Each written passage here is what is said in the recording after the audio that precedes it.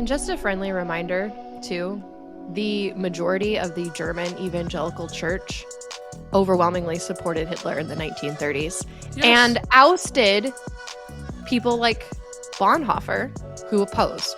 They said he was not a true Christian. Yep, 100%. So just some food for thought. I'm going to try and be real high energy for this intro. You ready? Okay, I don't know if I can match you, but I'll try. We have April. This is a high intensity show. We have to hook people right away, or else they're gonna scroll this. They're gonna get past this video on YouTube or turn it off. Here we go. You ready? Okay. Yeah. Welcome everyone to the New Evangelicals podcast, TNE Recaps Friday edition. What's going on? Oh my gosh. How'd I do?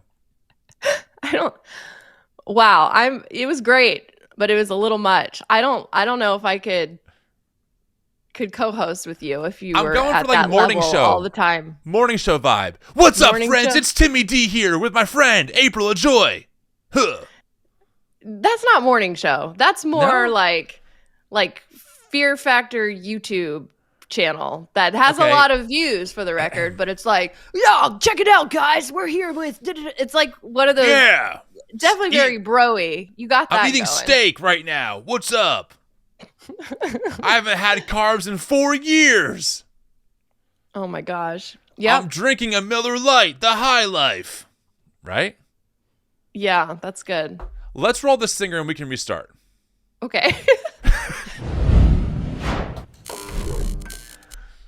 Hello, friends. Happy Friday. That was Happy a lot. Friday. I don't know. I'm what? trying new things. I know. I don't know if that hooked anyone or if that actually made them scroll more. But it was a valiant effort.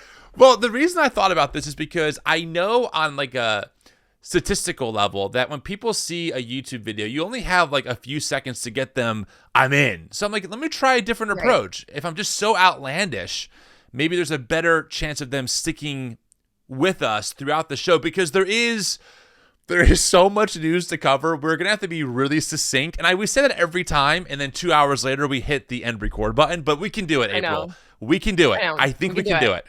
Yeah, okay. So we should just jump right in.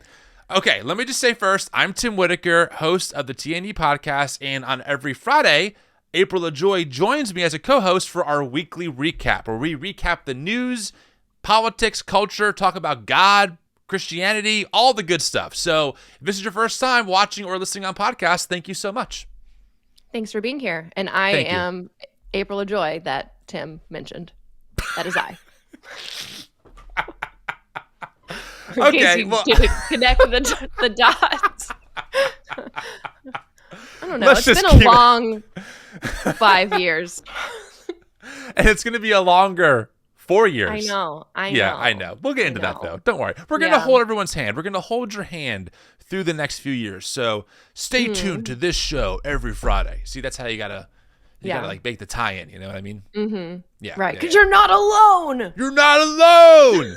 Get that steak out. Get that beer out. Let's talk. I'm a real guy.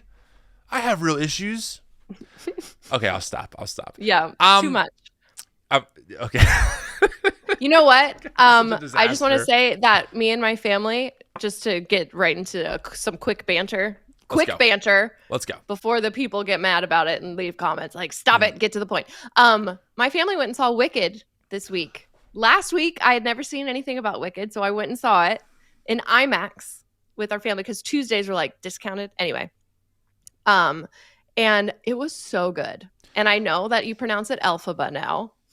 And I feel like I've missed out. I want to go see the play now, and I really want to see part 2. But I was blown away. Like the set design, it was all top notch. Big fan. I've seen it twice on Broadway. It's an amazing show. The soundtrack is killer. I cannot wait to see it in theaters. It's one of the rare movies that I'm like, let's get a sitter so me and my wife Sarah can go see it, because we love the show. It's such a good show. I'm very excited. I cannot wait. So yeah, I mean, that's awesome, April. How else? Wow, I can't talk. How were the rest of your holidays? Like, how was do we call it Thanksgiving? I feel kind of weird about that, but how was your day of giving thanks? Well, we did our day, It was fine. It was good. Because last week we recorded the day before the Thursday. Yeah. And then, it was a little late. But yeah, it was good. I will say this was the first Thanksgiving where I knew like the majority of the people there were politically aligned with me. Oh, how was that? So it was amazing. Like it was the first time really since Trump won in 2016 that was the case. And so, I mean, we didn't have the monopoly, it wasn't 100%, but it was, like either indifferent or on our side. I was like, wow, it was really relaxing. There was like the tensions weren't there. I didn't have to bite my tongue as much. And one time I didn't, and Beecher looked at me. We were at the dinner table, and I definitely said a thing. And Beecher was like, "Not they everybody." Gave you the look. Like, yes. Don't say that. What are you doing? I know. It was also my in-laws too, so I feel like I have to like walk a little more because it's not like my blood, Fair enough. Yeah, no, I totally get that. How was yours? It was good. It was really good. My brother and his wife just had a baby a few days ago. So that's really exciting. I'm officially an uncle for the first time in my life. And the baby, she's so cute. I have a little beautiful niece. So that we were all waiting for the baby to come. Technically, they were due on Thanksgiving, but baby was a few days late. We had a really good holiday. We spent the whole weekend at my parents' with all the kids, had a really good time. It was great. So, yeah, and now I'm doing the show with you, which, of course, I love to do. And we have, by the way, we have a lot to cover. I mean, we're going to get into Julie Royce talked about me and TNE. We'll get into that. The CEO of United Healthcare was shot in cold blood in New York City. We'll talk about that. Joe Biden pardoned Hunter Biden. We'll talk about that. We got to talk about Pete Hegseth still because that's crazy. And also, we're going to try and cover a little bit about Doug Wilson being the liberal right now in his ultra-conservative right-wing space, telling people that no, Nazis cannot be Christians. We'll get into that. And then we're going to talk a little update on Daystar and Joni Lamb, what's going on there. Mm-hmm. And then we're going to end with a little banter of the red dress controversy on Twitter because people on Twitter, mainly patriarchal men, are a little unhinged. Yes, that is true. Before we get into that, can I do a shameless plug real quick? Go ahead, Since April. It's the holidays, you can get my book, Star Spangled Jesus. Makes a great Christmas gift. Oh my God, no way. You wrote a book? I wrote a book, Star Spangled Jesus, gosh. Leaving Christian Nationalism and Finding a True Faith. I will say I've gotten amazing feedback on it so far, which is very humbling and very cool. But I do think you could enjoy it really regardless of where you are. You probably won't enjoy it if you're like a super, super Trumper. But if you're conservative or if you have family who's a little conservative but open-minded, yes, like just a little bit. Yeah. I think it could help because I've heard it has helped some. Or if you just grew up millennial and evangelical spaces and Christian nationalism and you just want to laugh a little bit about the absurdity of the world, I think you'll find it relatable. And so anyway, that's my shameless plug. I do want to say in all seriousness, great job writing the book. I mean, writing a book is not easy, and I'm so glad it's been successful. You've gotten great reviews, so props to you. Great job. Thank you.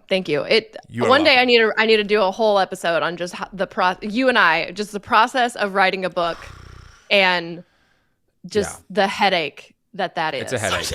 I just got the first revisions back for the book cover art of my book. So we're in that phase right now. So it's exciting, but I'm not sure I ever want to do this ever again. So to be that's exactly how I felt. Put that out there. So, okay, I have a praise report.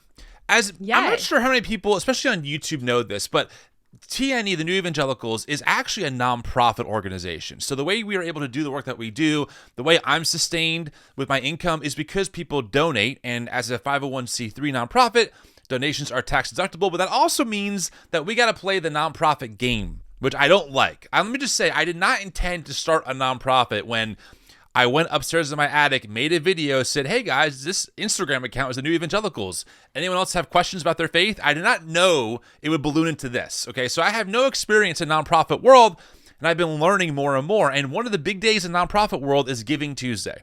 And it's pretty much a day where you have to say, look, I'm doing a song and a dance for everyone. We're still a nonprofit. Can you please donate? And you have to make all this content and Cassidy, who works with me, and another contractor, we're busting our butts over the past 48 hours trying to get all these assets out, and I have these high and low lows, like no one cares, and we get donations in. Anyway, it's a whole thing.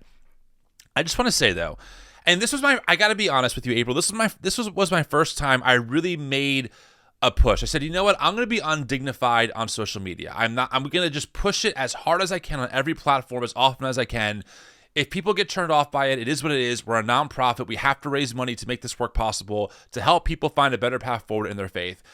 We had a matching donor, and the goal was to raise $10,000, and that would be matched, equaling $20,000. And I'm proud to say, I prayed hard. We raised $23,883 in one day. You need a clap noise. I think I have one. It's just not programmed. I could probably find it. No, it's fine. It's too late. I got it. No, the moment. No. Thank you. Delayed. Thank you. And also props to Cassidy and the rest of the team who made these assets and helped me kind of think about the strategy and really help create some of the messaging. But yes, this is a huge relief because as a nonprofit, without this money, these podcast episodes, this weekly recap does not happen. So, I prayed hard, I did my devotions, and God showed up, and it was all God. No one did anything. It just magically appeared in the bank account because God. Yeah. Won't he do it? Won't he do it? So, huge praise report. The other thing I want to say is now to kind of add, to kind of tack onto all this, we are now an end of year. And this is another big time for nonprofits to raise money. And I'm happy to announce for the first time publicly our end of year campaign. Here's what we're calling it. Holy shit. Ho ho, holy shit. Some people just got upset. They probably did. But to be clear, we've done the holy shit fundraising thing before, and we did block out the little I with the snowflake. So technically it just says ho ho, holy shit. It kind of looks like shot. Holy shot. Yeah, ho ho, holy shot. And to celebrate for this end of year campaign, we're doing an open line December. Usually we do open line Fridays on Instagram. We're doing open line December organizationally or organization wide. Wait, what's the right? I can't talk. We're doing this for everyone who follows our accounts, period, not just on Instagram. Open line December. We want people to share their cringy church confessions and what our work has meant to you all throughout the month. And we're going to share some of the stories on air. That's what we're going to do. So there's a link in the show notes or in the description of this YouTube video. You can submit your cringy church confession. And if we like it, April and I will read it during one of these episodes.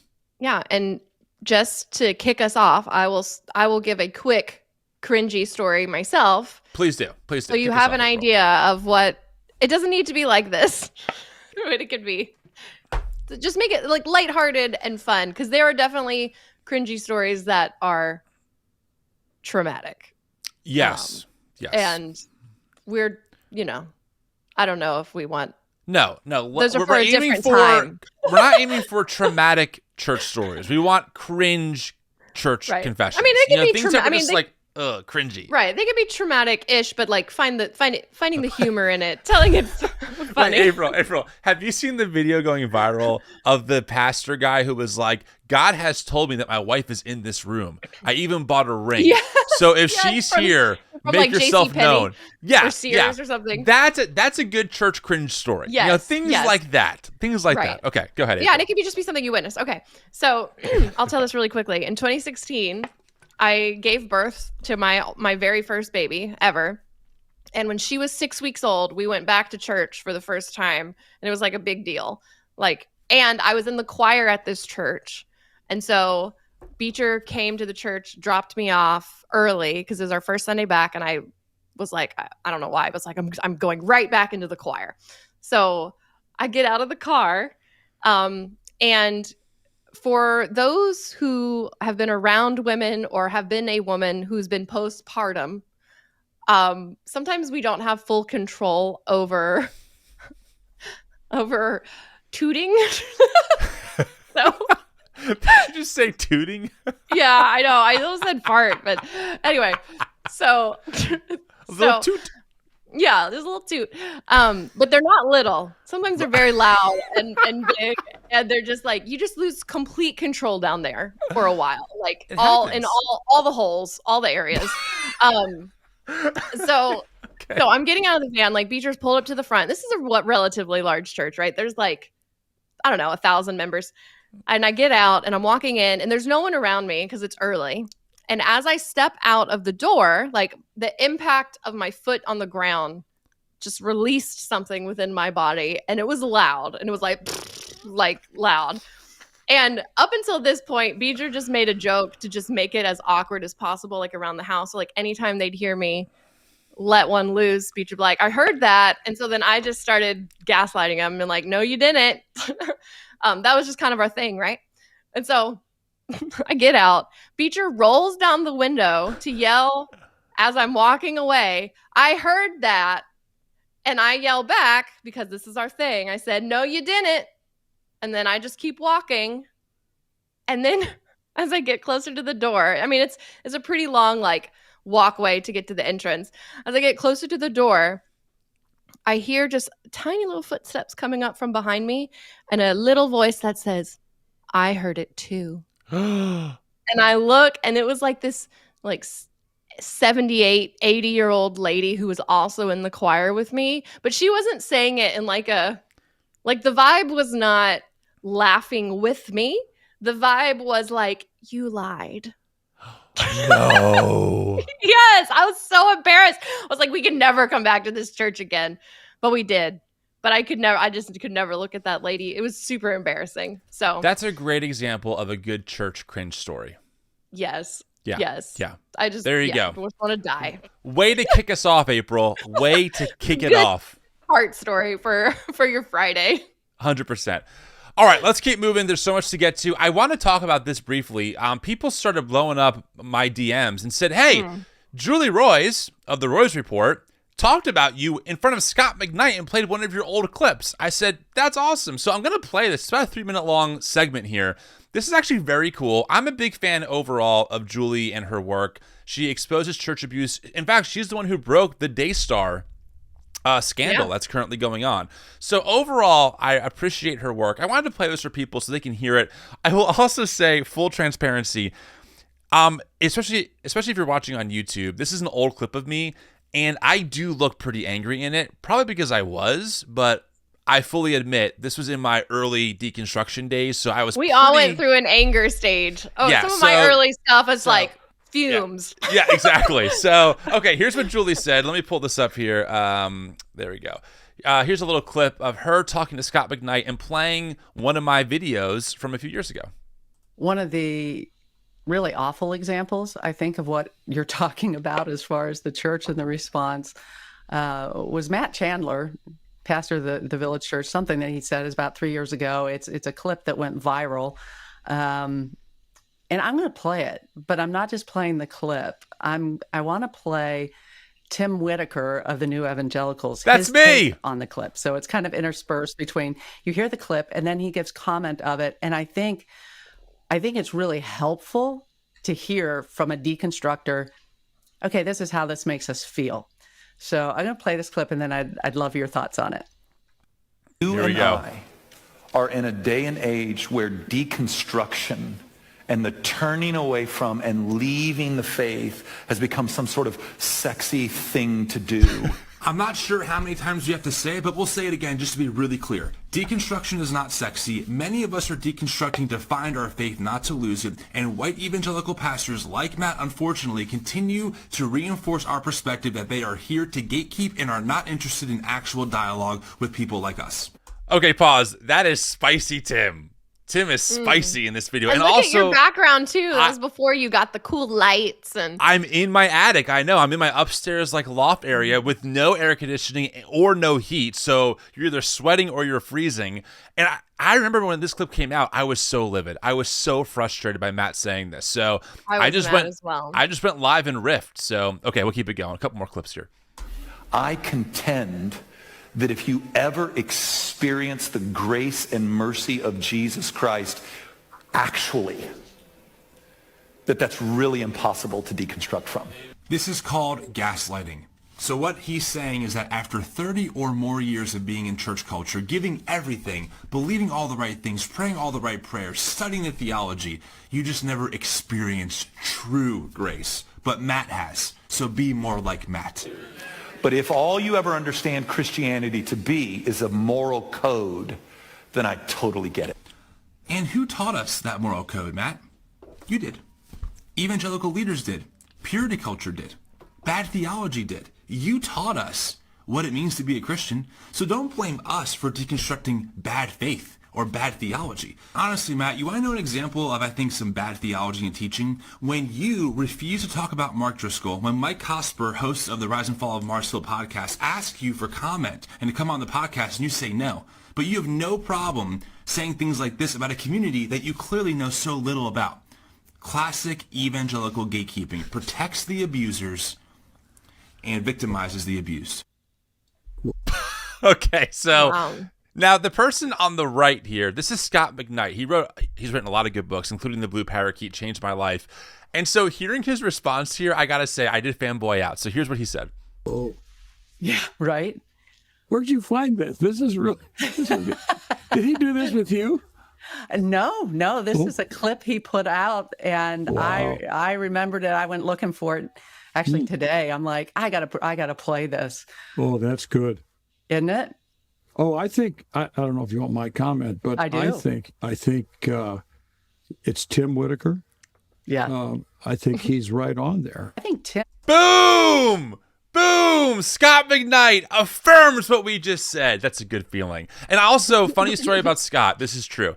Back in the day when I had my amateur podcast with like a dozen listeners, I reached out to Scott and he's like, hey man, sorry, too much is going on. Can't really do it. But now I've had Scott and his team reach out to me several times to come on the podcast for his books. I'm like, you know what? It's a very nice full circle moment to see the progression, going from where I was years ago to where I was now. And the interesting thing about this last part here is what Julie Roy says. And I want to pick up on this because there's some important things that she says about, I think, the work that we're doing as an organization and kind of her take on it. So check this out. I don't agree with Tim on everything. I mean, we definitely would land differently on certain, probably doctrines, probably politics, although we're probably closer than we used to be. But Interesting. I think he's a prophetic voice. Oh, that's so nice of her to say. Look at that. It is, and it's interesting because she's right. I mean, Julie and I have talked about privately and publicly some of her takes on when it comes to like queer inclusion and just certain stories around that. There's no doubt that we have strong disagreement there, and honestly, it's one of my biggest pain points with the work that she does because her work on abuse is so good. But it's also interesting to hear her say, like, well, maybe we're closer on some of these issues than we were before, which I was like, are you deconstructing, Julie? Like, if you are, come on in. The water is quite warm. And by the way, you don't have to lose core, we can call them evangelical doctrines of, affirming creeds and the virgin birth. And you don't have to, they're not opposed to each other. You can renegotiate your faith and still hold to all those beliefs because I do. I would still affirm all the major creeds. I affirm the Trinity, the death and resurrection physically of Jesus. Like it's not like you deconstruct and you lose those things. You don't have to at all. I think that for me, I just had to redefine what I meant when I said I hold these things to be true. Does that make sense? Mm-hmm. So anyway, It does make I sense. thought that was pretty It's cool. so- It felt nice. Yeah. It's funny to hear, like, where'd you find this? Because I remember when Matt Chandler, that clip came out, like I was seeing responses to that everywhere, which is just, it's 100%. funny, like just the algorithm. Did you see the video that I made about it, by the way? Yes, you did. Sexy. It's my favorite video I've ever done. I just leaned into sexy deconstruction and like our bedroom looked like we were like making a porno. And Honestly, I was just April, on the bed. it was right on the verge of like, I'm not sure if I can watch this anymore. Like you had me like, it was like a razor's edge of like one more move in that direction, and we're in a lot of trouble here. It's like, was everything I believed a lie? It is a great video that you made. You have that creative edge. Like sometimes you drop a video and I'm like, oh, what a great take on it. Anyway, yeah. So I wanted to share that with the community. Yeah, it was great. It is cool. Yeah, and it's also interesting to hear myself, because I remember some people being like, "Dude, you sound angry." I'm like, I don't feel like I'm angry at all. But no, they were right. I was definitely. But also, there's nothing wrong with being angry. Like anger is a valid emotion, and I think. Yeah. Like I went through an angry phase, and I think that is a natural. If you are allowing yourself to feel natural human emotions when you first start deconstructing, and you see all the harm that your belief system and your like the system you've been a part of has caused, right? I was pissed. I was like, I felt lied to, and then used and manipulated, yes, and then and then you look back and see all the life you missed out on because you believed such a hateful dogma, like. Yeah, there's nothing wrong with being angry. Like, I mean, I don't think it's sustainable to stay angry, and like you need to figure out a way to use anger in a healthy way, or it can really just do damage to you. Yes, but what I used to say was, I haven't said this in a while, but anger is a really powerful emotion that can be used to motivate you to do a lot of work. I mean, I built TNE off of my frustration of like, what is going on here? And then as I got more involved and saw all the abuse that went unchecked, I was like, yeah, now I'm freaking pissed, right? But anger can also turn into bitterness. And I think once that happens, it actually hurts you more than anyone else, right? So I think it's important in regards to, it's almost like fire. Fire can be such a powerful tool. It can also burn your entire house down, right? So it's more about how we manage it than it being inherently good or bad. And frankly, to hear Matt Chandler, someone who is seen as like this major voice in evangelicalism who preaches the true gospel and also is so obsessed with truth, say things that were just so untrue and so ignorant about people that I was talking to all the time and people that I heard from in my own story of people, I'm one of them. Like, it was not sexy to lose my church community. It was not sexy to lose so much of my life that was a core part of how I identified, as a worship drummer. That was not sexy. Like, Matt, what are you talking about? Who's getting rich? I mean, April, are you rich off deconstruction? I'm not rich. I could have gone into mega church culture. I could have done whatever I wanted to do. But instead, I ended up doing this. It's not a sexy thing. It's not sexy to have to find an entire new community of people, most of which digitally. Anyway, it got me really pissed off to see Matt do that. And I maybe that was one of the first times where I saw so clearly how the gaslighting works, right? Because to Matt's audience, they believe whatever he says. Oh, you're right. Right. These people are just they just want attention. It's like, have you listened to anyone who's like deconstructed? That's not how this works. So I was pretty heated, admittedly. Yeah. Well, and then you still see, that's literally the narrative you still see from Twitter pastors, like, people only deconstruct so they can have sex. It's like, that's just so dismissive. Yep, that's it. Yep. I want to get into a pretty intense story that has happened this week. Let's talk about the CEO who got killed, the United Healthcare CEO. So this happened a couple days ago. Police are investigating the killing of United Healthcare CEO in New York City. Honestly, there's a video of it, everything. I'm not going to play the video, but he was gunned down in broad daylight, and he was shot. Like, he was killed. And police have found on the casings of the bullets things that said, words like delay and depose were found on a live round in a shell casing tied to the shooter who killed United Healthcare CEO Brian Thompson on Wednesday, according to law enforcement. So it does sound like this was definitely targeted and definitely motivated potentially by the, should we say, predatory practices that healthcare insurance companies impose on people. And that actually opens up a bigger conversation, I think, April, because I saw, and I'm going to be very clear on our end, as New Evangelicals, we are completely against dehumanization, and we are completely opposed to someone gunning someone else down in the streets for any reason, period, right? We are Christians. We are followers of Jesus. He taught nonviolence. He healed the guard, right, when his disciple chopped off the ear. So we are not in favor of this approach. It's bad. I hope this person gets found, etc. And also, can we talk about the predatory healthcare system? And by healthcare, I really mean healthcare insurance system that puts people in crazy amounts of debt, that makes them pay out-of-pocket expenses that in other countries are completely covered, and how it can lead people to do bad, vile, drastic things because they feel so absolutely helpless as these companies profit literally billions of dollars a year, sometimes a quarter, on the backs of people who are sick and who need help. The Associated Press, in this article, they said that the business run by Thompson brought in $281 billion in revenue last year, making it the largest subsidiary of Minnetonka, Minnesota-based United Healthcare Group. And his annual salary was $10.2 million. That included salary bonus and stock options. Oh, my goodness. Oh, my goodness. And did you see, and this was thanks to Cassie bringing this up, our person behind the scenes, but I forgot about this. There was also another story the same day that dropped about Horizon Blue Cross Blue Shield. I'm going to read the headline here. This is from Newsweek.com. A recent policy change by health insurer Anthem Blue Cross Blue Shield, BCBS, has led to sharp criticism from the American Society of Anesthesiologists, ASA, who warned that the decision could jeopardize patient safety and increase financial strain on both patients and providers.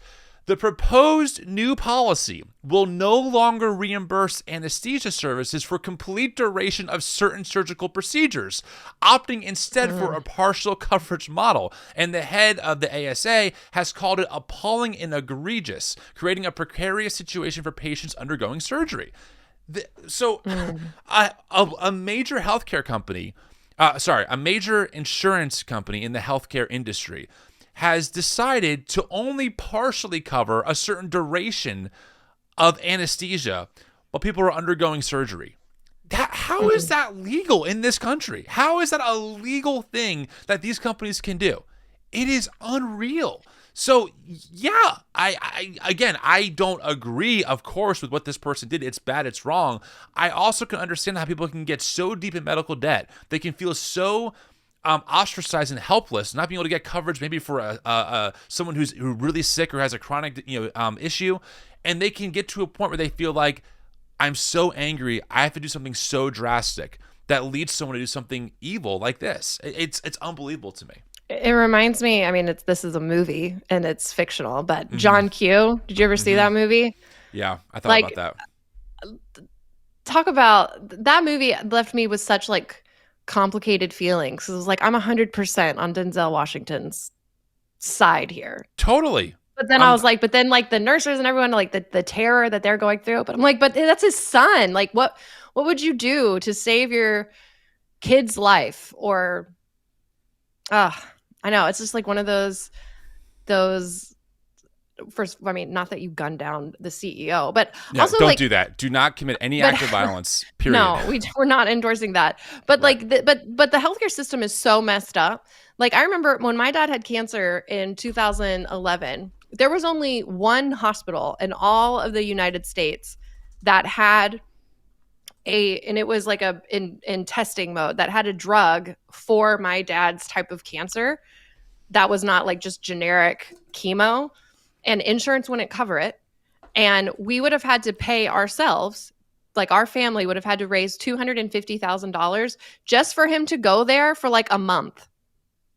And we were we did not have that money. We had nowhere to get that money for 1 month. And then there's no guarantee that he even survives. But then it's but this is his life. And then he ended up dying, 4 months after he was diagnosed.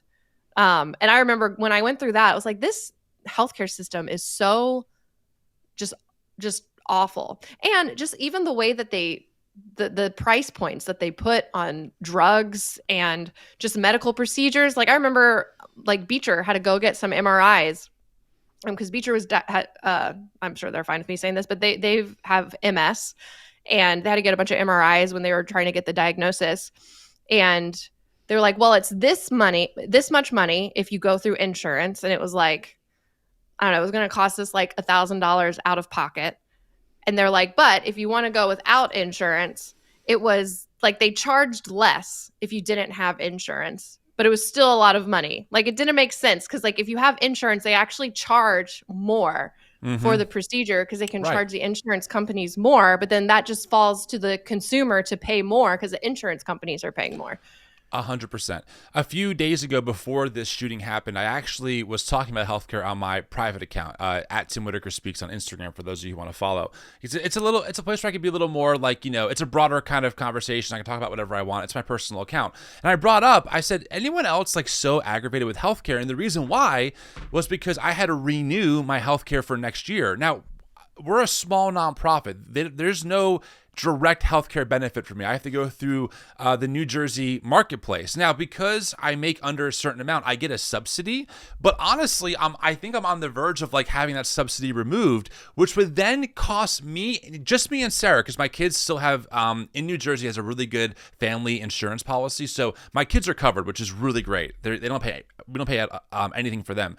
But for me and Sarah to have coverage on like a low plan with a very high deductible of like maybe $6,000 to $10,000, $845 a month. Now, and I know for a lot of you listening, you're like, wow, that's cheap, Tim. I know. I understand that. But even $800 a month for me is like, that is literally a car payment. I mean, it's more than that now. It's more than a car payment. And so I'm thinking to myself, it is so crazy that every year I have to renew my coverage. I have to see what plans are available, how they changed, if my insurance company is still covering my current network of healthcare providers in New Jersey. And I have to do this every single year. And I can lose my subsidy, which could cost me literally $10,000 a year just for the coverage, not to mention deductibles, co-insurance, out-of-pocket expenses, etc. And so I put that online, and people were giving me a lot of their stories. I want to share one story with you. This is anonymous. I'm not going to share the person's name. But here's what they said.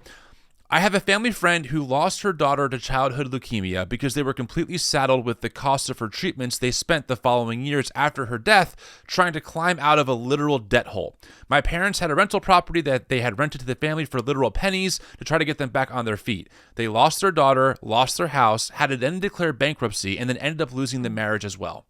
The system is effed, is what they said. And honestly, yes. I looked it up yesterday. U.S. residents owe $220 billion right now in medical debt. At least 14 million people, that's 6% of Americans, owe over $1,000 in medical debt. And 3 million people, 1% of the population, owe more than $10,000 in medical debt. We live in the world's richest country. We spend almost $1 trillion a year on our military. The rich are getting incredibly richer, and we can't give people affordable health care. It is unreal. And by the way, if I can just vent for one more second here, and I'm going to make some people angry about this, and I don't care. I blame Republicans for sure and Democrats because they had House majorities. They had Senate majorities. They've had a Supreme Court. They could be able to get this done if this was their main focus. And they haven't. Now, I know the Affordable Care Act was definitely a step in the right direction. I get that. That's good. But my gosh, the fact that we're in 2024 and 14 million people have medical debt of over $1,000, and combined, it's almost $250 billion. It is unreal. It's unethical. And as Christians, why would this not be one of the biggest points that we're trying to make? Why, as Christians, are we not all about healing the sick, which means creating systems where people can get access to the care that they need without going into debt? It's dare I say, unbiblical. It's unholy. It's unchristlike. And to see right-wing evangelicals be like, no, that's Marxism, that's socialism, is ridiculous to me. It just makes me so especially angry. When you, or not especially, but also when you're adding all these abortion bans and you're wanting to take away birth control and contraceptives, all these other things. But having a baby in a hospital is so expensive, especially if you end up having to have a C-section or if there's any complications. You're talking thousands, sometimes tens of thousands of dollars to just have a baby. And the economic standpoint of why some women get abortions, that is regardless of how you feel about abortion, some people cannot afford to have a child, and that should be addressed as opposed to just labeling everybody like a murderer. It's just so frustrating. The pillars that we say are our moral high ground that we can go to sleep and feel better about because we're quote unquote saving babies, but we're willing to just throw everybody into such medical debt that it is just unlivable. Yeah, I mean, this kind of Christianity is incredibly untenable once you examine it. It makes no sense that people who say that they're pro-family don't support affordable care for all people. Why would you not want to give mothers and fathers paid family leave? Isn't that not a pro-family policy? And again, it's not like we live in a country where there's no wealth. We have the most. We have the most out of any country. I believe the data is we are like 3 or 5% of the world's population and have 25% of the world's wealth right here.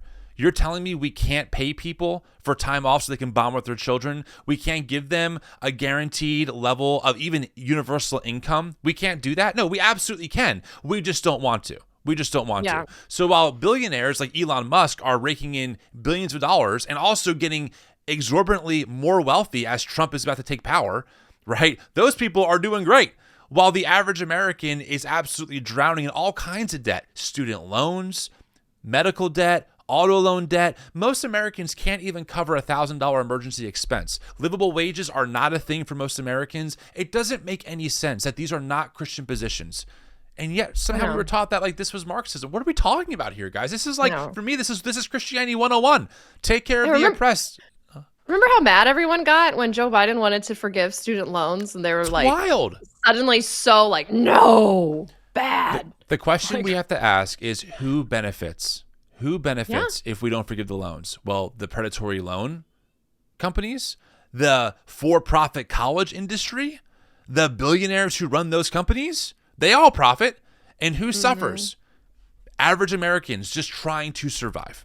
So anyway, I think that we had to talk about this. It's a huge conversation, and there are not enough, in my opinion, Christian voices saying, our healthcare system, the insurance side at least, is absolutely destructive and ruining the lives of millions of people so they can benefit and literally profit billions of dollars off of their sickness. It's just, oh God, it is demonic, in my opinion. Yeah, I know. Yeah. Well, the question is, though, April, is I want your opinion on something. Okay. We also know this week we had a lot of news. President Biden decided to pardon someone. Oh, did he? He did. Yes. Yes. A relative. He decided to pardon Hunter Biden. And this has seemed to kind of divide people in more democratic progressive spaces. I kind of want your take on what you think about this. I have a lot of thoughts, but I don't want to poison the well with mine. So share yours. I mean, do you care at all? Do you think it's like a huge, egregious misuse of power? Do you hate it? Do you love it? What are your thoughts? I cannot find the energy to care at all.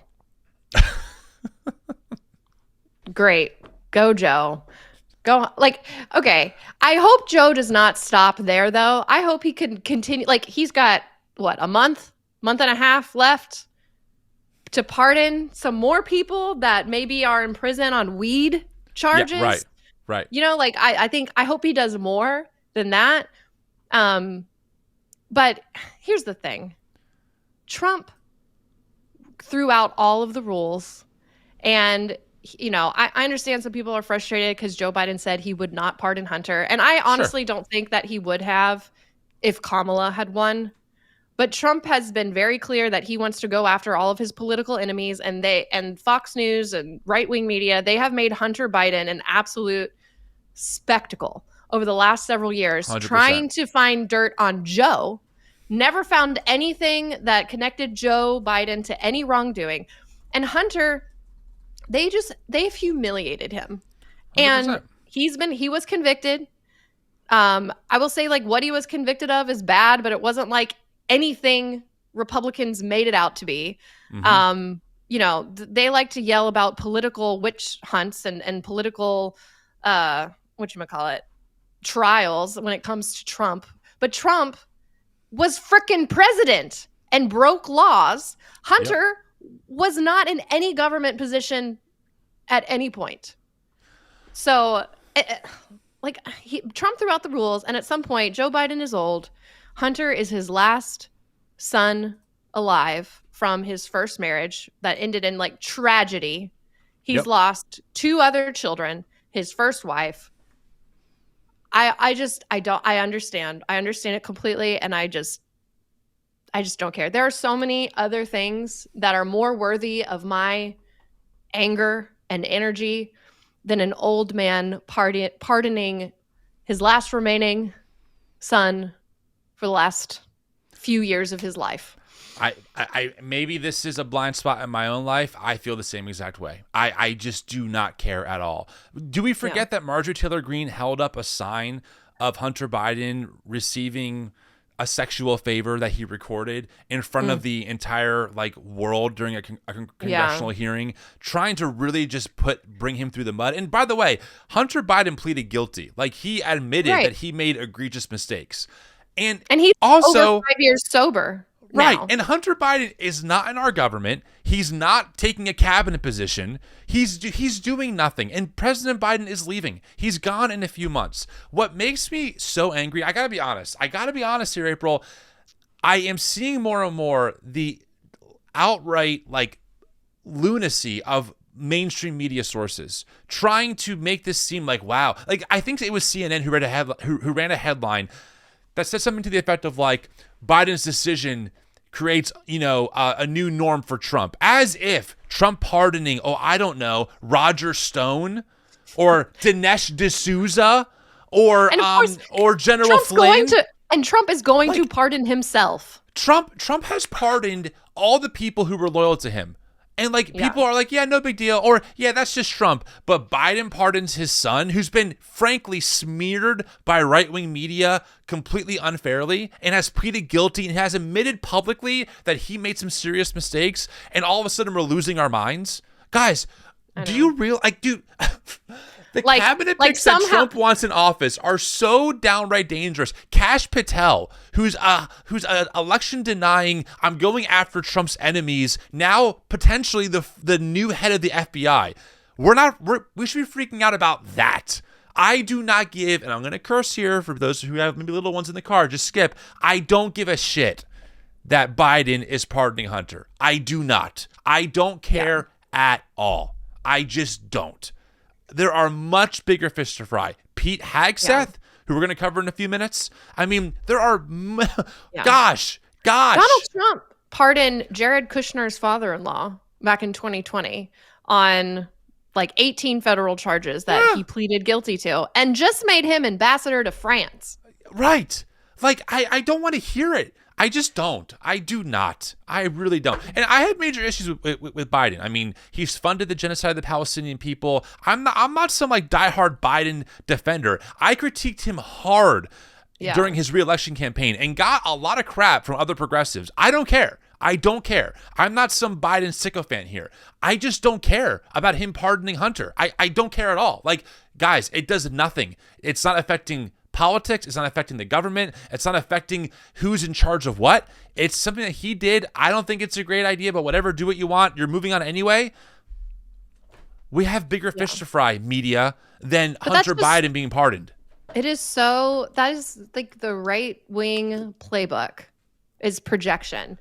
They accuse Joe Biden of, playing politics with persecution or prosecution and trials and all of that when it comes to Trump. But that is exactly what they did to Hunter the entire time. If Joe Biden's not president, they do not go after Hunter Biden. What Joe Biden said in his statement was 100% true, that if he wasn't president, his son would not have been dragged through the mud like he was. Right. Right. And and honestly, I kind of feel about the pardon like I have felt about the entire Hunter Biden scandal. I don't care. He is a non-player and a non-issue in my life and in the government. He's just at the time he was just a little bit corrupt businessman, and those are a dime a dozen in America. Yes. And Trump is one of them. So speaking of which, Trump called and this is what boils my blood the most about right-wing MAGA world is that they consistently are hypocritical and they don't care. There is no foundation of truth to these people. It's always about using truth in favor of power. So Trump called this pardon a miscarriage, an abuse, quote, an abuse and miscarriage of justice, and then said, quote, does the pardon given by Joe to Hunter include the January 6 hostages who have now been in prison for years? Such an abuse and miscarriage of justice. So to be clear, Trump's take on this is, hey, why aren't you freeing the people who tried to help me overthrow our government in 2020 or 2021? This is an abuse of justice. This is what is so crazy. And so it makes you question your own sanity, right? Because you're thinking to yourself, wait a second, Trump, are you trying to tell me that Biden, who, by the way, if you don't like the power that presidents have to pardon, talk to your legislature and let's get pardons removed. Like, I'm fine with that, okay? But he has the legal right to do what he's doing, whether you like it or not. Trump calls that a miscarriage of justice. But the people currently imprisoned for their crimes during January 6th, for Trump, that needs to be pardoned. That needs to be, those people need to be free. No, that's a miscarriage of justice, Trump. You're overwriting the, oh my God, it just is so, it's just so frustrating. I know. It's so frustrating. It is very frustrating. I'm all wound up. It's too early in the morning for this. But I did want to get your thoughts on Biden being, pardoning Hunter. I just don't care ultimately. I know. I just really hope that Biden, I hope behind closed doors that Biden and his administration are talking about ways that they can try to put up a few more barriers before Trump takes over. Like there's got to be something that they can do, and I hope that they're doing it. Yeah, well, my friend, in front of the show, Qasim Rashid, human rights lawyer, he tweeted this: my only issue with Biden pardoning Hunter is if he stops there. Biden should commute the death penalty for the 40 Americans on federal death row, cancel all student debt via executive order, and force Trump to revive them, and protect abortion nationwide via executive order. Get bold, take action, slow down MAGA fascism, fight. Yes. Yeah. Like Biden, if you're going out, go out in a blaze of glory, my friend. Exactly. Go out in a blaze of glory. You're done. Like, your term is done. The Supreme Court said he has immunity.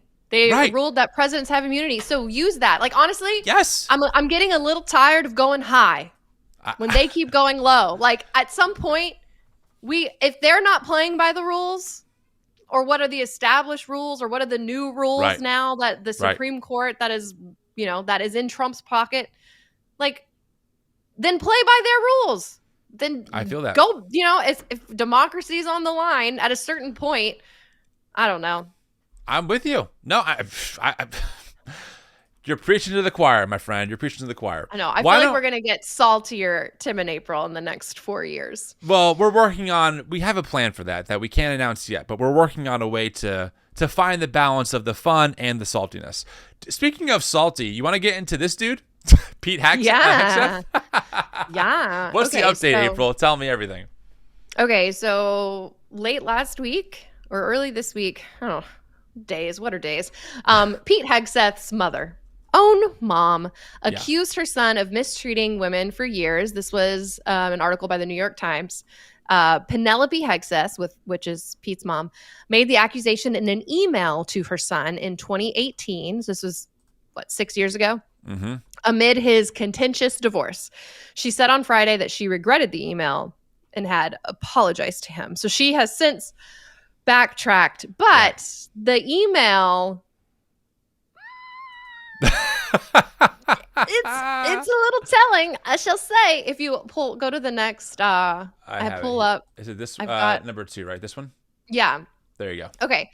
So she wrote in an email in 2018 saying that Pete had routinely mistreated women for years and displayed a lack of character. Quote, on behalf of all the women, and I know it's many, you have abused in some way, I say, get some help and take an honest look at yourself. That's what Pete's mom wrote. That's what your mother says about you. You know it's bad. Yeah. And she also wrote, quote, I have no respect for any man that belittles, lies, cheats, sleeps around, and uses women for his own power and ego. You are that man and have been for years. And as your mother, it pains me and embarrasses me to say that, but it is the sad, sad truth. Oh my goodness. By the way, that sounds just like Trump, doesn't it? Belittles, lies, cheats, sleeps around, and uses women for his own power and ego. I mean, it sounds like Trump is just assembling people just like him. Don't worry, though. Christians love it, though, right? Christians are totally... White evangelicals, Pete's our guy. Here he is. Family values, friends. Your own mother writes this about you in an email. Wow. I know. Well, so in full transparency, she went on Fox News earlier this week and said that her son is a changed man. Right. And that she regretted writing the email, and, she's on Team Pete now again. It's all good. But she's not the only one that has started to say some things about Pete. You don't have a screenshot, but some of his colleagues at Fox News has said that they have been worried about his drinking. I don't know if he is an alcoholic, but they said more than a dozen occasions during his time as co-host on Fox and Friends Weekend, they smelled alcohol on him before he went on the air. Which I believe he has claimed that those claims are unfounded and false. But he's also why do we believe these people? Like, why? I know for many people we go, well, they say it's false. Why do we give them the benefit of the doubt when they are proven liars over and over again? Like, they are proven liars, and yet we still believe them. It's crazy. I will say, though, in an article from this week also in USA Today, Pete Hegseth vows that he won't drink a drop of alcohol if confirmed as defense secretary. I don't believe that for a second. Of course not. All these people do is lie. We've covered on the show how some of them have even said, hey, it's not a sin to lie if it's for a good cause. Like, these people are not truth tellers. Anyone who is a loyalist to Trump, by definition, is not interested in truth. They are interested in maintaining the propaganda of Trumpism to stay in the good graces of Trump so they are closer to power. That's what this has always been about. And given Pete's church background, tied into Doug Wilson, here's a quote here. This is from Salon.com. In the years since Hegseth, now on his third marriage, has claimed that he has rediscovered Christ, saying faith became real to him in 2018. He became deeply involved with the Association of Classical Christian Schools, ACCS, moving to Tennessee to enroll his children in a branch of this fundamentalist organization. He also joined the associated denomination, the Communion of Reformed Evangelical Churches. Both are led by Doug Wilson, an untrained and self-proclaimed pastor who advocates for Christian nationalism and has become famous for his trollist promotion of his far-right political views. At the center of Wilson's philosophy is a misogyny so overt that it's sometimes hard to believe he's serious. Quote, Wilson holds the most extreme views of women's submission found in any form of Christianity, Julie Ingersoll, a professor of religious studies at the University of North Florida, told Salon.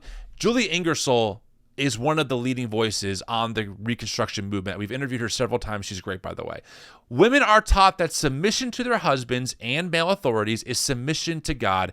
Independence of any kind is cast as sin. And last thing I'll say about this, and just trigger warning, this is very gross and explicit, so just FYI.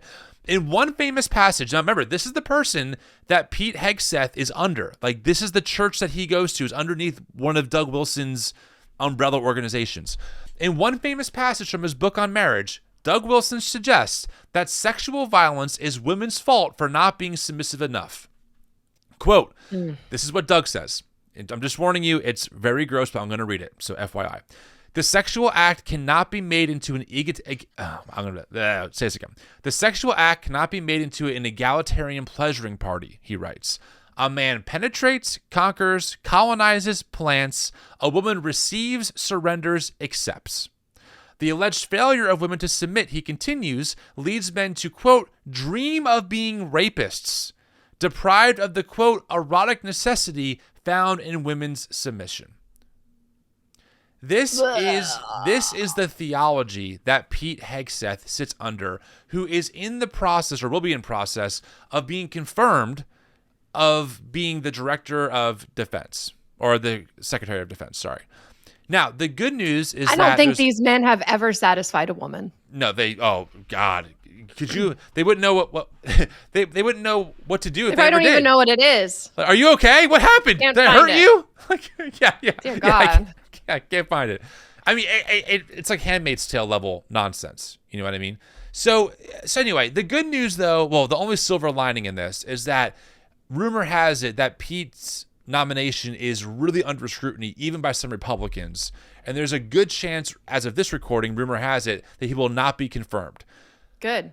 Thank God. But also, again, the fact that people like this are that close to this level of power. And Pete has the Crusader tattoo iconography tattooed on him. So this is someone who has a radical Christian fundamentalist understanding of the world, where women are subservient to men in terms of leadership and sexual ability. And he believes and celebrates the Crusades as being good things. And we're going to maybe put him as the person overseeing defense. Come on, guys. Come on. It's crazy. It's crazy. I know. It's crazy. It's crazy. And this is, guys, the worst part about this is that he's not even the most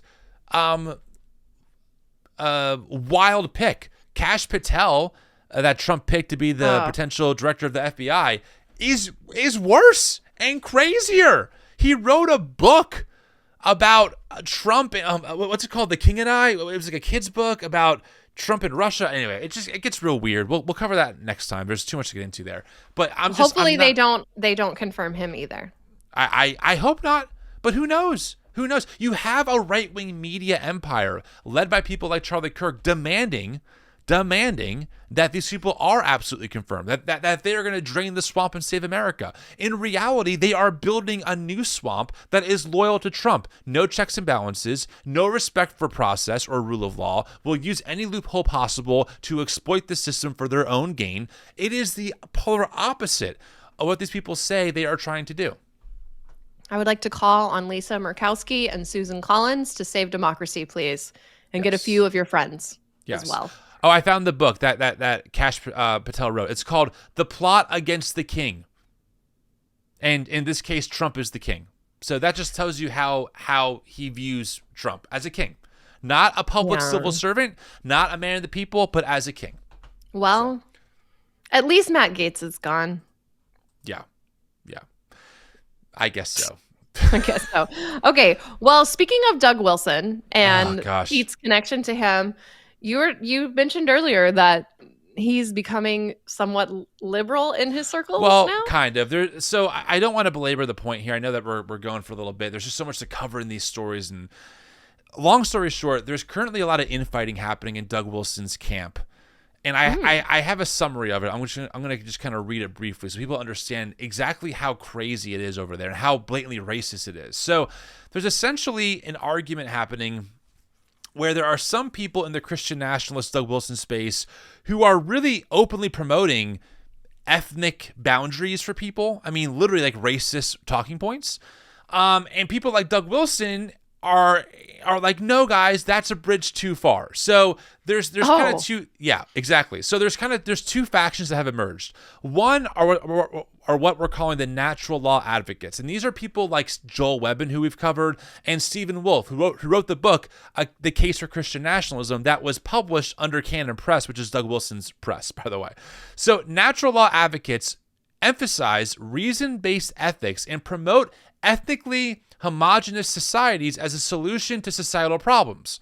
They often take a critical stance towards Israel and Jews, creating overlap with extremist groups like Stone Choir, which holds overtly racist and anti-Semitic views.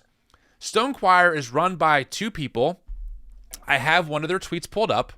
I'm just warning you, this is incredibly racist. This is what one of the co-hosts said. So, Ketanji Brown Jackson compared, I guess during the Supreme Court hearing on transgender rights for children, bans on sex changes for kids to bans on interracial marriage. And the retweet was, she is correct. So the idea is saying, like, yes, like we should have bans on interracial marriage. This is one of the co-hosts of the Stone Choir podcast, okay? The other person, do I have that here? I do have it. Hold on, let me grab it real quick. The other co-host of this podcast said this. If I can find it. Did I delete it? Thank you. Hold on, I have it right here. Maybe I don't have it here. And how long do I need to do? I got you.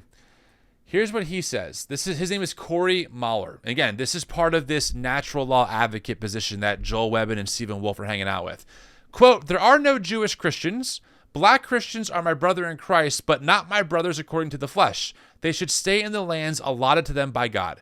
Okay, this is straight up Bob Jones segregationist theology that's now happening in 2024 and being promoted in these Joel Webbin, Stephen Wolf spaces. This is blatant racism. It's not even a question. Like it is what it is.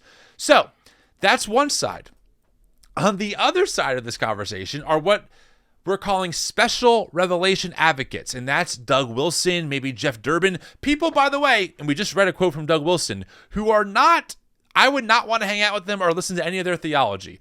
But these people prioritize scripture and gospel-centered solutions for societal issues. They reject the natural law camp's focus on ethnicity and oppose its alignment with extremist ideologies. Doug Wilson and others have been vocal against anti-Semitism, pushing back against alt-right tendencies within conservative spaces. While critics of Doug exist, he remains a key figure in addressing these divides. The conflict reflects deeper ideological splits over race, theology, and the role of Christianity in addressing societal challenges. So essentially, in Doug Wilson's world, they are dividing over racism. There's also people like Joel Webbin who have gotten very close to denying things like the Holocaust. Okay, extremely anti-Semitic views, and Doug is trying to argue with them, saying, "No, guys, that's a bridge too far." Wow. Yeah, think about that. And here is, I wasn't going to do this, April. At least there's a line. I wasn't going to do this. I wasn't going to do this, but I just have to. I feel led by the Spirit in this moment to just demonstrate why I am so fed up and done with this white evangelical space, broadly speaking. Because... do I have it here? I know I do. Hold on, give me a second. This is on the fly, friends. Give me. Thank you, April.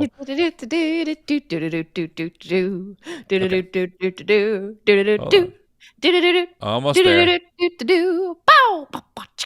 Is it not there? Did I not take it? I got it. Okay, listen to this. So remember, Joel Webbin, his organization is Right Response Ministry, and Doug Wilson. They are currently feuding over. And it gets deeper, friends. They're arguing over if Nazis can be in good fellowship in their churches, and Doug's like, obviously not. And Joel's like, well, no one's perfect. Okay, this is the kind of stuff we're talking about. I'm not kidding. So I'm sure many of you know at this point the account, The Honest Youth Pastor. I've actually had him on the podcast years ago. Here's what he tweeted out. Now, remember, the debate is over openly promoting racism and anti-Semitism, and Doug Wilson saying, no, that's a bridge too far. He tweets out, I'm not entirely sure what is happening between Doug Wilson and Right Response Ministries, that's Joel Webbin, but I think it's a great reminder why focusing on your local church is far more important than random online arguments. Now, let's do a thought experiment, April. If Doug Wilson came out as fully open and affirming of queer people, do you think Honest Youth Pastor would have the same response? Do you think he'd be like, hey guys, I'm not sure what's going on over there, but what's more important is your local church than these random online arguments? Oh my gosh. No, of course not. And I know that because of how they treat people like Andy Stanley. Andy Stanley is like, the target of these people for being unbiblical and not a Christian and given over to woke ideologies. But when they're arguing about Nazis and racists, oh guys, these petty squabbles online, I don't really know what's going on, but what's more important is your local church. They're like, nobody's perfect. Exactly, April. The priority of what is seen as essential to being a Christian and what is not is so telling from tweets like this. So telling. So freaking telling. To my knowledge, I have not seen Samuel say, well, no, that's not true. I have seen Samuel say, call this out. That's good. But people like Megan Basham and others, Ali Stuckey, to my knowledge, have not been talking about this as a gospel-centric issue especially. There's no talk about who's a heretic or not here. It's simply either silence or tweets like this from Honest Youth Pastor. Meh. Who knows what's going on? Give me a break. It really just confirms that you're on the right side of things when you hear from these people for years where like, you can't belong to our church because you affirm queer people. Like that's the worst sin ever. And then they look over and they're like, Nazis? Yeah, sure. I don't really know what's going on between those two organizations. I'm not really, I don't have time to look into all the details. But Andy Stanley, whoa, Watch out. Wolf in sheep's clothing. Andy Stanley is not even like in his sermons, he's never said that he is affirming. They just don't like that he is too nice to queer people. And he's like, we should still welcome queer people. They're like, no. It kills me. It is why. But look, Nazis? Sure. Can I just speak to maybe the moderates out there who listen to the show? I'm not sure how many do, but I just want you to really think about what is prioritized and what is highlighted in these white evangelical spaces, broadly speaking. Chances are most pastors out there don't even know who Doug Wilson is, or the fact that there is a Christian sect of American evangelicalism that is promoting, tolerating openly anti-Semitic people who might praise Hitler or promote segregationist theology. But I guarantee you, a lot of your pastors know all about Andy Stanley or know about the assault on the church trying to force people to be more inclusive and radical. Why is that the highlight in these spaces? And why are we not talking about what's going on in these right-wing spaces that are openly tolerating and arguing over if Nazis should be fellowshipped or not? I want you to think about that. What is most important here? To me, it's not even a question. How did we get here? It is unreal. It's unreal. And just a friendly reminder, too, the majority of the German evangelical church overwhelmingly supported Hitler in the 1930s and ousted people like Bonhoeffer, who opposed. They said he was not a true Christian. Yep, 100%. So just some food for thought. Just saying. Yeah. Okay. On a different note, Joni Lamb, Daystar Ministries. I mean, again, friends, we're just going through the news here. A lot of things have happened. Give us the quick update here, I'll give you the April. quick update. What's going on? Yeah. So Joni Lamb, a couple days ago, she went on her Table Talk show and on Daystar and had Table Talk with Joni Lamb. I think it was like 3 or 4 besties who I guess co-host with her at some point. It's like the Christian The View. Okay, that was what I had in my head. Yeah, okay. Yeah, it's a bunch of women. They sit around the table and they chat. And so Daystar posted like a raw, exclusive interview with Joni Unfiltered, Lamb uncensored. I think they I think the thing said if only you knew the whole story was like the headline. Cool. Anyway, Cool. It's almost 40 minutes long, and I watched like 30 minutes of it. I didn't quite finish it because it was like hard to watch. I do know that Joni referenced Julie Roys. She didn't say Julie's name, but we all know who she's talking about as a quote low-level blogger. Which I don't know. I just found that funny. Yeah. But basically, it was just a PR episode where her friends asked her like frequently asked questions. She denied everything. She said she's never covered anything up. That she basically called Jonathan and Susie liars. She basically is mainly pinning it on Susie, that Susie kind of poisoned her son against the family. The Jezebel spirit. Kind of painted her as mentally unwell and unstable. She said the $100,000 honeymoon thing is a complete lie and they paid for their own honeymoon. It was just, I mean, and to be fair, it's just her words. It's just an interview. There were no evidence. There were no emails or any sort of proof to anything she was saying. Oh, the craziest thing to me was we heard the audio of her and Jimmy Evans talking to Jonathan and Susie, where Jimmy says, Joni is the voice of God to you at Daystar. Yep. What she says is the voice of God. That's like a direct quote, like maybe slightly paraphrased, but he said she is the voice of God. And they asked her like, well, what's this? They say you're the voice of God. And Joni laughed. She's like, obviously I'm not the voice of God. And she's like, of course I'm not the voice of God. Like I would never say that. And then her friends are like, of course, you're always so humble. Like when I heard that, I'm like, you are on recording, lady.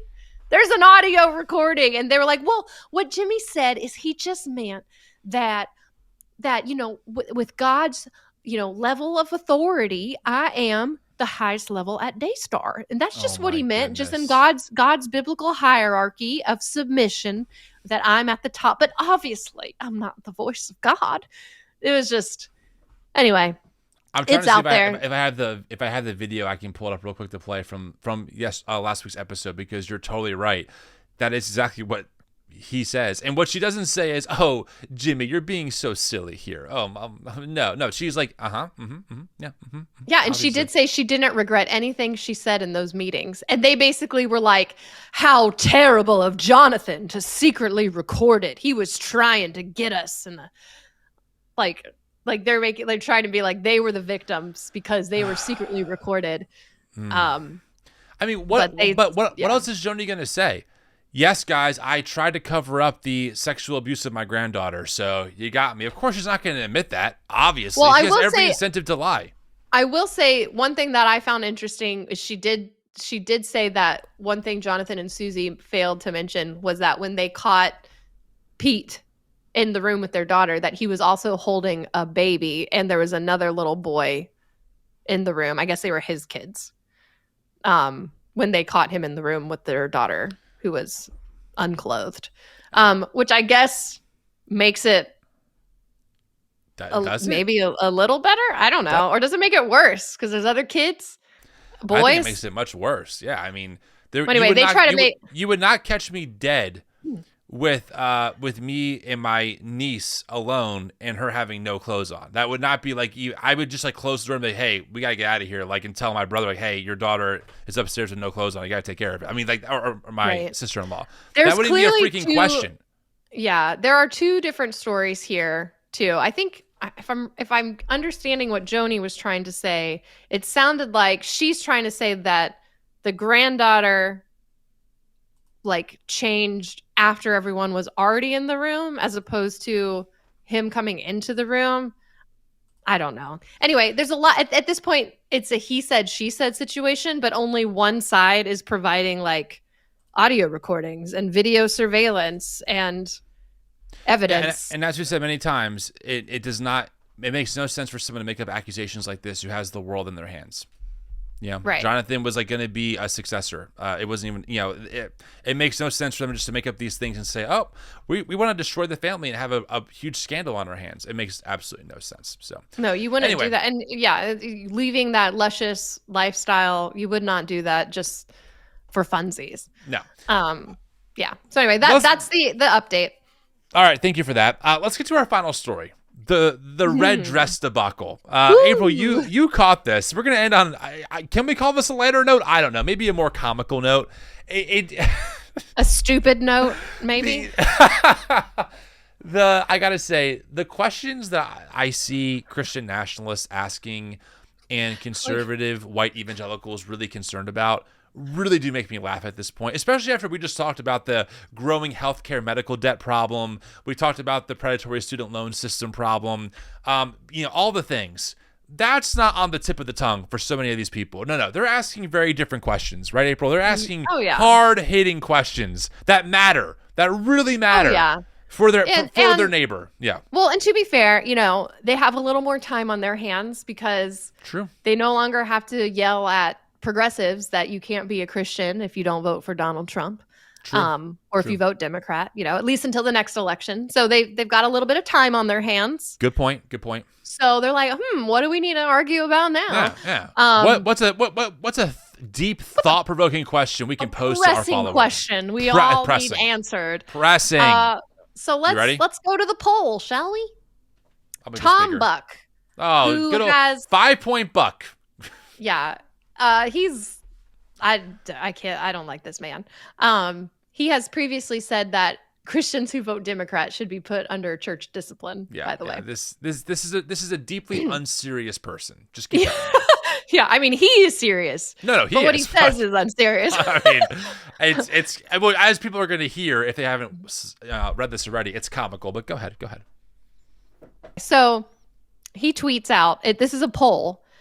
The question is, if a husband tells his wife that he wants her to wear a red dress every day, is she to submit to his authority and obey? I mean, Tom, that's a hard-hitting question. I've never thought about that before, Tom. I got to really wrestle with that. Wow. So I'm really glad that we're talking about the important matters. No, this is April. This is a key question. Okay. So much hinges theologically, philosophically, politically on this question. So I will say I found a slight positive, I guess, that not even a major majority, but a small majority did vote no. Yeah. Yep. 6 There out of were 10. there were over 7,000 votes, and 59.5% said no, and 40.5% said yes. 40% of people said yes. But literally, so many people in this world were tweeting about it, responding, quote tweeting their hot takes. Of course, April. On this biblical, theological conundrum. This is the modern how many angels can dance on the head of a penny question for 2024. This is what this is. This is that serious of a question, in my opinion. Yeah, 100%. Yeah. So let's read some of these responses, shall we? I got this one. Okay, so the top there, it says yes, and it shouldn't even be controversial. So yes, the wife should obey her husband and wear a red dress every day. 205 likes. Yeah. Don't Nick forget that part. Says, of course, yes. Should the husband demand such a thing is the real question. Oh, deep. Okay, wow. So wow, okay. Nick, great question. Yes. Yeah. What's underlying the demand in the first place? Let's examine that. Yeah. No. Good point. Right. But if he were to demand it, then yes, of course. Right. Well, of course. The wife should still obviously obey. But we're deep thinkers here, April. So let's go deeper than just the obvious yes, right? What's underneath the question itself? Yeah. Tom here says no. Oh, shocker. His authority is given for the order of the home, not to lord it over her person. She is to submit to him in all things according to his office as husband, just as church members are to submit to their pastors in all things according to their office. I could never see that line of reasoning be used to justify abuse ever. I think that's a really healthy perspective for both parishioners and women in marriage. It's interesting though that he said no, but then described she is to submit to him in all things. Right. Well, maybe he's playing 4D chess here, and we're just playing checkers. You know what I mean? So, Tom, just the really hard-hitting philosophy here. Yeah. Huh. Both. April, I'm sorry. As people who have deconstructed, we're all about both and. So it's both and. No, she should not. But yes, she should. But yes. Both and. Yeah. John, notice how these are all men. John says the results in this poll tell you everything you need to learn or to know about the total utter feminization of the church and why so few men now attend. The fact this is even debated is hilariously sad. So this guy's saying, what a stupid question. Because obviously, yes. Well, yeah. And what's also hilariously sad about this person's tweet is that statistically more men now attend church than ever have before. So right. So just good wrong. job, John. Great intellectual prowess on display here. Yeah. You want to keep going through these? You gave me like 7 different slides. Yeah, go. I've got a bunch. Go to another one. Any good ones here? Let's see. Yeah, Trevor here says, interesting thread with interesting responses. I voted yes. Of course you did, Trevor. He says, the wife does not have authority over her own body, but the husband does. Gross. And likewise, also, the husband does not have authority over his own body, but the wife does. I mean, at least he gave her that. Well, does that mean that the wife can demand that he wear a suit and tie every single day and he has to submit since it's I think not that's what his he's body? saying. Wow. Yeah. Wow. If his wife requested that of him, if he has a wife, that he would be like, no. This does sound like an egalitarian pleasuring party, though. So we could be on the brink of heresy with mutual, agreement happening. Yeah, go to another one. Let's just read some of these. This is fun. David so much fun. Here, another man, says, of course she should. If he provides it and asks her to, then definitely she should. This is a small thing indeed, and it is a very easy way for her to honor and obey her husband and God. I can't even joke about this. I'm gonna vomit. I feel so bad for these men's wives if they have them. And if they don't, this is why you don't. No, like, do not marry these men ever. Could you imagine this guy being like, babe, I just saw a great idea. Can you wear a red dress every single day? And you have to in order to honor me and most importantly, God. Like, this guy believes that. He believes that he can just tell his wife whatever he wants her to do and she just has to do it. It's not, that's not love. What's that song where it's like, it's not love if you force her or if you make her? It's like all day, every day, therapist, mother, maid, nips and a virgin. That song. Don't know it, but I love it. You don't know it? You got to get on TikTok. Do not Timothée Chalamet me, okay? It's the woman's anthem. I've been busy trying to raise money for Giving Tuesday. It's been a busy couple of days. Okay. Well, this is not a new song. Anyway, continue. Oh, God, I'm so outdated. Okay, bring it up. Bring up the next one. Next one. Oh, my God. This guy. Justin. Who are these people? How big are their followers? They're so like... I'm these looking people, them up. Justin, Tom, Nick, Jared, these guys. Okay, Chad. Justin says, feminism has destroyed the minds of women. They'd trade obedience to a person who has taken responsibility for their entire financial, emotional, and spiritual well-being as commanded by God for a paycheck for an usurper who generally regards them as a business asset for hire. Feminists, ironically using the kind that would not find a red dress flattering, would find such a request from their husband to be totally out of line and find no fault with their work boss demanding a dress code or wearing a specific color in a uniform, etc. Your husband is not your boss. Your husband is not paying you to do the I don't do this often, but I'm going to do it here. If I get in trouble, I get in trouble. How do I get rid of this slide? Okay, boom. This is this bro, Justin Johnson.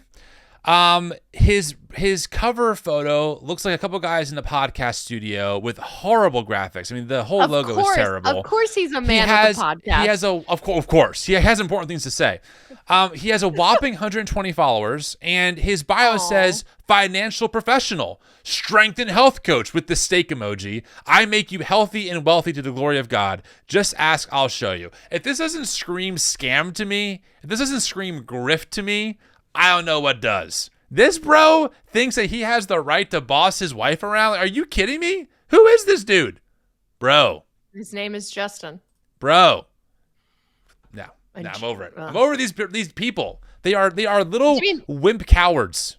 There were a few women that responded that were like, I would just buy, I'd have a closet full of red dresses. I just want to be like, honey, you will not be the exception to the rule. If 100%. These men come into power, you will not be the exception to the rule. Should we do one more and then we can stop? I'm going to vomit. I know. But like the amount of time and care that these people are putting into this debate, like these people are taking this question so seriously. So seriously. It's, like I'm so glad I don't live in this world. Could you imagine? Michael, oh my God. Michael here, which, like, to be fair, my family, thank God, was never this bad. I want to be really clear. My parents do not live like this. They don't believe in this kind of nonsense. Like, my dad never was this kind of person ever. And I mean, I grew up with him my whole life. Never once was like this with my mom, ever. Once. Right. My family, and I will say that probably a majority of the people that I went to church with were not to this level, but I did know people that were, and I ran across people all the time in churches that I attended that believed this and would literally like tell me I needed to be quiet because women can't say things to men that might appear to be teaching. Anyway, they didn't like me in my small group. Michael here says, unless there were a reasonable reason, and I suppose there could be, this should be deemed tyrannical. And the church should step in and discipline the husband if he does not revoke the command. But notice that he's not telling the wife to just not listen. He's saying the church has to step in and make the husband revoke the command. Like the wife still doesn't have a voice, even in this person's response who's saying she shouldn't have to do that. 100%, because even for this, and given how bad the other takes were, given this semi-sane take in context of the other takes, it still revolves around hierarchy and power and who's in charge, right? And the woman, even in this, wow, that take isn't terrible compared to the last ones, is still about patriarchy and women being underneath the thumb of this, and then the church making the decision. Not the wife being able to say, no, it's my body, I'm not going to wear a red dress because it's my body, not yours. No. The church has to issue the order by essentially determining if his reason is reasonable or not. I know. I hate it here. You know what, Tim? Yeah, go ahead. I was going to say, if only there was a cautionary tale that already existed out there of what happens when a group of women are forced to wear a red dress every day. I can't think of such an example. Someone should make a movie or write some books about that. I know. I feel like there is an example somewhere of maybe women who are forced to wear red dresses every day. Are they like handmaidens almost? Like handmaids? I think so. Huh. Yeah, I think it was like a tale of the handmaids, perhaps. Yes. And there was definitely no egalitarian pleasuring party happening, if I'm not mistaken. Yeah, right. And I do believe in this cautionary tale. It was religious men that were the bad guys. The women who also who went along with it also ended up being oppressed.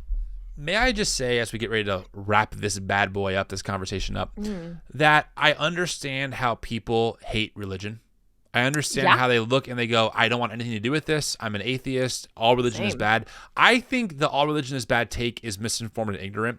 However, I understand where they get it from, because when people like this are dominating Twitter, or Pete Hegseth is being nominated to a cabinet pick, right, and who is part of this world, when people like, it wasn't Tom Askell, not 5 Point Buck, when Tom Askell, who's very much like 5 Point Buck, gave the inauguration prayer at Ron DeSantis's, inauguration of being governor in Florida.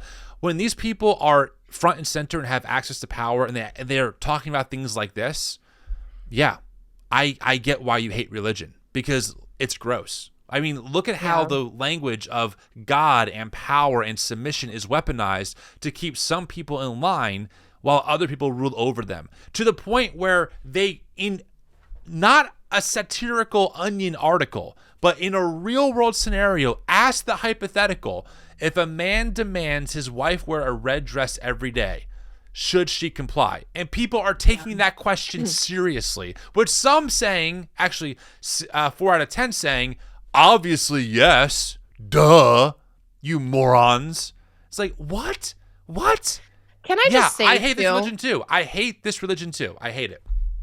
That there is an easy transition for people who grow up in this world, who live in this world, to get behind and support Trump and his authoritarian tendencies, because they are taught that your home is an authoritarian world where the husband is the authoritarian leader. Everything he says goes. Yep. You're taught your church that you attend that your pastor is your authoritarian leader, that all the husbands have to submit to the pastor and the leadership of that church. So it is a very easy step to then be okay with electing someone like Donald Trump, who could enforce authoritarian policies as long as it's policies that they believe and they're okay with. Which, again, is the projection piece, because a lot of these same people were claiming and accusing Joe Biden, Kamala Harris, and Democrats of being authoritarian, which is literally insane, while they're electing Donald Trump, who has said that he's going to be a dictator on day one and praises dictators and says he wishes more people and his loyalists were like Hitler's loyalists. I know. It's in the belief system, exactly. The authoritarian tendency. Exactly. No, I'm 100% there with you. And when you map God onto all of that God has ordained it, who are you to try and stand up to God? Oh man, you can see how powerful that mind game is, right? Where, I can't defect because this is what God has intended for my life. It's a very hard spell to break. But once it is broken, you think, oh my gosh, how did I ever believe that? Now, again, April, I think both you and I never got in like this like red pill Christian reform space of this kind of level of patriarchy nonsense. We were certainly swimming in the waters where it was one of the creeks was feeding it. You know what I mean? Like, Yeah. I was not that far away from Bill Gothard, for example, you know, even though I always hated the idea of submission. People would tell me, your wife submits to you. And I would go, ew, I hate that. No, I think that's gross. But these were the waters that we were swimming in. And once you break that spell, you realize just how insidious and how dangerous these ideas are and how they keep people subservient to other humans in the name of God. And it's vile. It's, in my opinion, it's antichrist. You know, it's the opposite of the freedom in Christ mantra that we often hear. And so sheesh. Right. I mean, I will say, in order to fight this, you have to fight it with Christianity. Like, you have to fight this version of Christianity with another version of Christianity. They're not going to listen to atheists or any other religion. Like, you have to use their own scripture against them. And the good news is there is scripture to liberate. Like, you can find verses to oppress in the Bible when you take it out of context and cherry pick. And you can also find verses that lead to liberation and the freedom and equality of all people. And that's what you and I are trying to do, despite being called heretics and all the things. So funny. But yeah, that the red dress, I just can't. I just don't have the energy. I don't have the energy for it. Well, hopefully people listening to this show feel heard, that, you know, that we also see this nonsense and we think it's ridiculous. And I think it's important, to your point, that Christians fight this stuff as Christians, because you need to fight the fire with fire, I think, with stuff like this. As a sidebar, and I didn't talk to you about this ahead of time, so I won't spend a lot of time because we're coming to an end here. There's a lot of chatter in the Rapture Facebook groups right now, and they believe the Rapture is happening any day because of all the wars happening between, like, Russia coming together with North Korea. And I mean, honestly, I've sat through probably hundreds of hours of end times prophecy sermons. I've read all the books. There's like that still tiny piece left of me that like that's like remembers it all. It's like, this feels like the end times prophecy. Like, all I'm saying is, if Donald Trump tries to get people to take a mark in order to buy and sell food, we're starting the underground church. Like, I know the drill. I'm with you. I was trained for this. I know the Great Tribulation. Then Trump's officially the Antichrist or the Beast. He's one of the end times villains for sure. But like, I'm not worried. I was prepared for this. I know what to do. I've seen all the Left Behind movies. Right. I participated in underground church, games where you show up somewhere, it's all dark, you have to crawl through some like cardboard tunnel to find the secret church. I'm prepped. I'm ready to go. The second Trump goes, you have to take this mark on your forehead, I go, that's it. It's here. Yeah, I was wrong. The theology's right. We have to build an underground church and be part of the resistance immediately. Because I'm not staying here. If heaven's a thing, I'm getting sucked up. I'm not staying here at all. I'm ready to go. Right. We know we refuse the mark. We were trained. We know you don't take the mark. It's Christianity 101. You don't take the mark. But anyway, there's a lot of people calling for the rapture to happen any day now. So just next FYI. week, let's see if it happens or not. Okay, yeah, we'll see. Cool. Got a few Sounds days. Good. Friends, thank you for tuning in to this week's recap. It means the world. Would love, of course, your comments and your thoughts as we try and navigate the fire hose of news. I will tell you, we cannot announce things officially yet because we're still working on them. But April and I have been thinking a lot about the show 2025, and we are working on some things that I think could be very cool and potentially game-changing to make this even better. Ooh. Don't play coy. You know what's going on. We've been talking behind the scenes. I know, but it sounds cooler if I act surprised too. You're right. Whoa. Isn't that cool, April? Surprise. Wow. All right, friends. Listen, have a great day. Good talking to you. We'll talk to you next week. See ya. Bye. Where's my finish? Oh, there it is. Bye.